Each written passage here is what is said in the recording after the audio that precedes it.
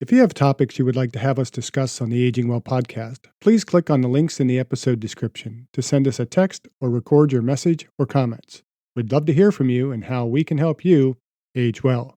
If you benefit from the Aging Well podcast and would like to support the content financially, please click on the Support the Show link or support our affiliates and advertisers.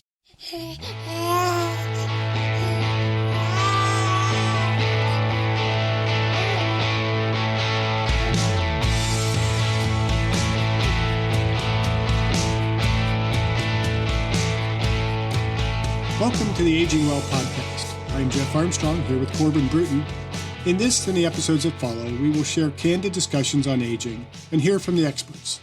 We are here to inform and encourage as we experience, aging. We're posed with the question, how to read scientific articles. In this episode, we provide tips on what to look for and how to evaluate the information presented in popular media and podcasts like this one to increase our knowledge and to age well. We often refer to scientific journal articles on the Aging Well podcast. Why is it important to read journal articles? Can the listeners just get their information from the internet and popular media? Of course, the listener can get their information from the internet and popular media. Of course, we want them to listen to this podcast, but getting their information solely from secondary sources can leave them misinformed and underinformed.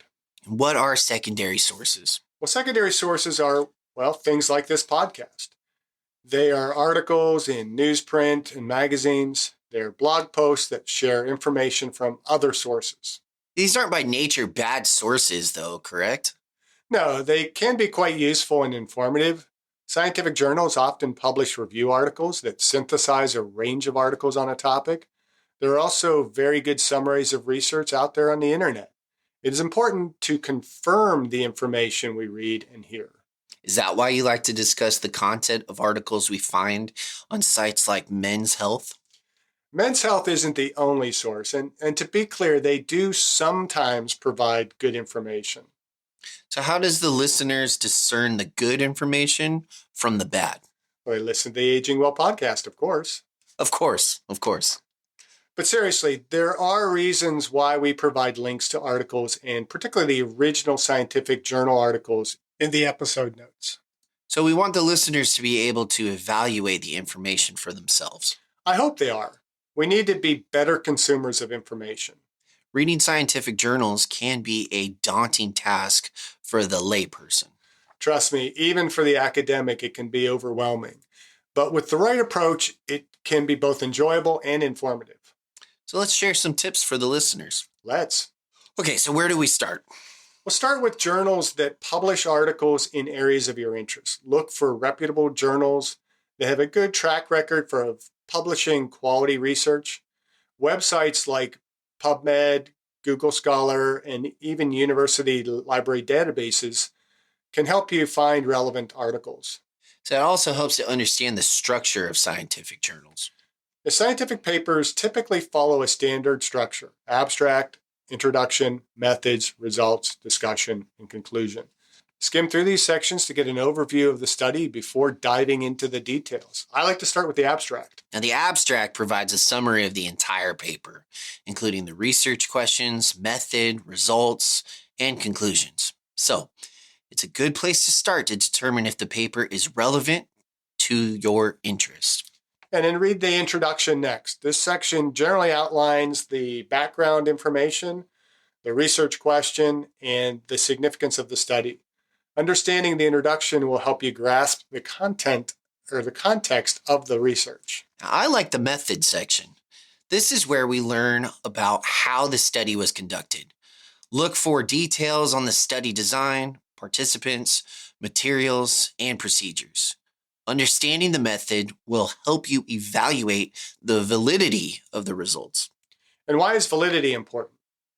Validity in research refers to the degree in which a study accurately measures or reflects the concept or phenomenon it is intended to measure. It is the extent to which the study is measuring what it claims to be measuring. In other words, validity is the degree in which the study is accurate, meaningful, and relevant to the research question. Validity ensures that the study is measuring what it claims to be measuring and that the results obtained can be used to make informed decisions or draw accurate conclusions. I'll sometimes skip to the results of the study. In this section, the author presents their finding, often through their text, tables, and figures. The readers should take the time to understand the data and how it supports the study's conclusion. Here it can be helpful to understand statistics, but for most of us, that isn't hugely important. I think the most important thing to know is what is statistically significant. And what does that mean, to be statistically significant? Well, statistics deal with probabilities, the probability that the observed effect is real or simply due to chance. The p-value is a measure of the strength of evidence against the null hypotheses in a statistical test. Recall that science deals with probabilities. One is never absolutely certain in the outcome of a study. Hence, nothing is, quote, proven, unquote, with absolute certainty. The null hypothesis is the hypothesis of no differences. Correct. A p-value of 0.05 means there is a 5% chance of obtaining the observed result or a more extreme result if the null hypothesis is true. In statistical hypothesis testing, the null hypothesis represents the default position that there is no significant difference between groups or no significant effect of an intervention or treatment. A p-value of 0.05 is often used as a threshold for statistical significance. If the p-value is less than or equal to 0.05, the result is considered statistically significant, meaning that the observed difference or effect is unlikely to be due to chance alone. If the p-value is greater than 0.05, the result is not statistically significant, meaning that the observed difference or effect could plausibly be due to chance alone. And it's important to note that a p-value of 0.05 does not necessarily mean the result is practically or clinically significant, meaning that it has a meaningful impact in real-world terms. The statistical significance is just one factor to consider when interpreting the results of a study, and it should be considered in conjunction with other factors such as effect size, sample size, and study design. Effect size is a measure of the strength or magnitude of an effect or difference in a dataset. It is used to quantify the particular significance of a finding and can be used to compare results across the study. Correct. And sample size is the number of participants. Why is sample size important? Well, we want to make sure that we have a good representation of the population. Population? These are all the individuals who meet the desired characteristics of being studied. Yes, the researcher identifies one or more relevant characteristics, such as age, gender, or income, that are related to the research question and that are likely to vary within the population. This could be all the students in a school, all the employees of a company, all the residents of a city, or all people over the age of 60. Yes, and sampling is perhaps beyond the scope of this episode, but the researcher must be studying a sample that is representative of the population to which the results will be applied. Got it. What about discussion? This is where the authors interpret the results, discuss their implications, and address any limitations or unanswered questions. I remember you teaching us to skim through the reference list to see what other studies that the authors have cited. I did. For writing term papers, this can help with finding additional sources. For the average listener, this can give them a broader understanding of the research area and help them find additional sources to explore about the topic. I like to take notes and look up unfamiliar terms and concepts. We can learn a lot from reading scientific journals. I caution the listener, reading scientific papers takes time and practice. Don't get discouraged if you find it challenging at first. With persistence, you'll become more proficient at navigating and understanding scientific literature. Well, we covered a lot in a relatively short period of time. And obviously, I mean, there's a lot more we can cover with regard to reading journal articles. I mean, I teach a research methods class, and we spent almost 10 weeks going through a lot of this information. But the goal is really to get the listener being a more effective consumer of the scientific literature. So is there anything we kind of missed in the discussion here? Yeah, I think it's important that an individual is fully aware that the information that they're taking in or consuming is actual factual evidence. There's a lot of thumbnails that are out there.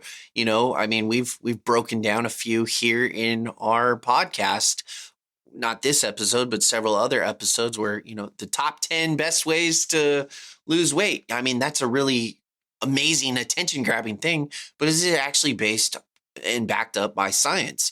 And that's where understanding the literature and the research, where it comes into place. Yeah. And I think anytime we read any of the popular press media and they talk about the science, we need to go to the original study. And we don't have to be experts in the field. We don't have to be really that well versed in understanding scientific literature to at least understand a little bit better how well that journalist is presenting that information. And I found during COVID, I was regularly going into the scientific literature to back up or refute various comments that people were making. And I think I ended up having a collection of about 250 science-based articles just on COVID alone. And fortunately, I mean, I got my PhD, so it's a little bit easier for me to understand some of the scientific literature. But I think, some of this is just basics, understanding what that p-value means. And you don't have to understand the statistics that are being applied, but just simply, is it statistically significant? And sadly, a lot of the research that is out there, most of the research that is out there is going to be published because it has a statistical significance. Unfortunately, a lot of the research that doesn't provide statistical support is not published. And I think that's one of the big, big issues that we have in the scientific literature. And I talk about this in class, where there's a really great video by Alexander Bromley that I'll include a link. It's a YouTube video. He is not a scientist. He is much more just a gym coach. But he does a really good job of talking about exercise science research. In fact, the title of it is Exercise Science is Killing Your Gains. And it really talks about how limited our research is. And I think it's important for the listener to understand that the research is really, really limited out there. And in our recent podcast episodes, we had Sam Moore on, and we were talking about how for females, only 6% of exercise science research includes females. I was literally about to say that, yeah. So, I mean, we have to take even the scientific literature with a grain of salt. But if we have to take scientific literature, which is peer-reviewed, published literature, and peer-reviewed, we mean that other scientists in that field have reviewed it for validity, for design, for the value in being published. If it's been reviewed and there's still some potential flaws in it, how much greater is the likelihood that there are flaws in just the popular press stuff we're getting, where some journalist takes an article and says, oh, this is really interesting. This scientific article proves that, a glass of wine is equivalent to an hour at the gym. I've actually seen an article on that. And it's like, okay, yeah, you can draw that conclusion from this literature, but let's take the full breadth of the literature that's out there. You go to the gym, you burn calories, you're having other stimulatory effects on the body, you're building muscle, you're improving your heart function. Okay, you drink a glass of wine, it may lower stress levels, it may affect the hormones in certain ways, it may even give a boost to immune system function, but it ain't going to the gym. I think it's also important to have a critical thinking mindset and always have the ability to adapt and adjust. Because what the literature says today is factual. A couple years down the road, that the research can show otherwise. I think the best example that we have is when you were going through your undergraduate. I believe at the time the big push was cardio, and that's the best thing. And now a lot of the research and literature out there is like, no, resistance training is the most important part for an individual. We're also pushed high carbohydrate diet, low fat. Right. Yeah, and so, I think it is very, very, very important that we approach any scientific information with a huge amount of skepticism. I always hate it. And there was another phrase that bothered me during the whole COVID period was follow the science. Well, first of all, that science may not be good science. So don't blindly follow science. Be scientific in how you approach scientific information. Be critical, question everything. I mean, I hope you learned that as an undergraduate in my program that, don't believe everything I tell you. I'm going to stand up here and I'm going to lecture to you. Don't believe everything I say. Question it and challenge it. And I feel pretty certain that the information I'm giving is going to be very sound in the literature. And when it's proven to me not to be sound, I'm going to change it. But I don't stand up in front of my classes with the assumption that everything I'm telling that I've learned from the literature is absolute fact. And, when you wrote term papers for me, you were not allowed to use the word proven because nothing is proven. Remember, we're dealing with probabilities. And I think that's a huge red flag whenever I see any advertisements when they say clinically proven.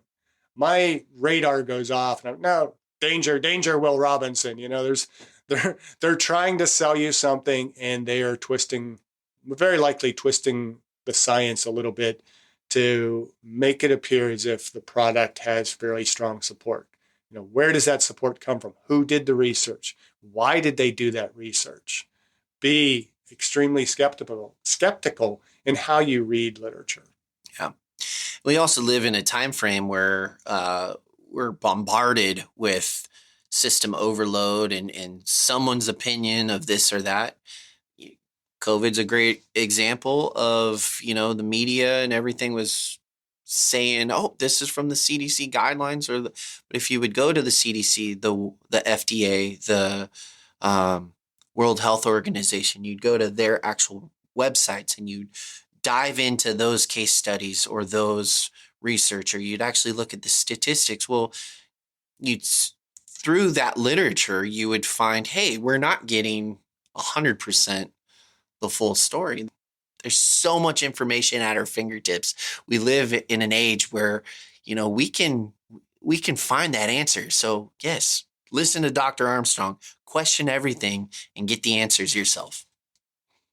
When we share information on this podcast, we will continue to share the original research when possible. Don't be intimidated by these papers. Evaluate the information on this podcast, as well as things that you read on the internet or in magazines against the science. By following these tips and approaches, you can effectively read and comprehend scientific journals as a layperson, keep learning, and keep aging well. Thank you for listening. I hope you benefited from today's podcast. And until next time, keep aging well.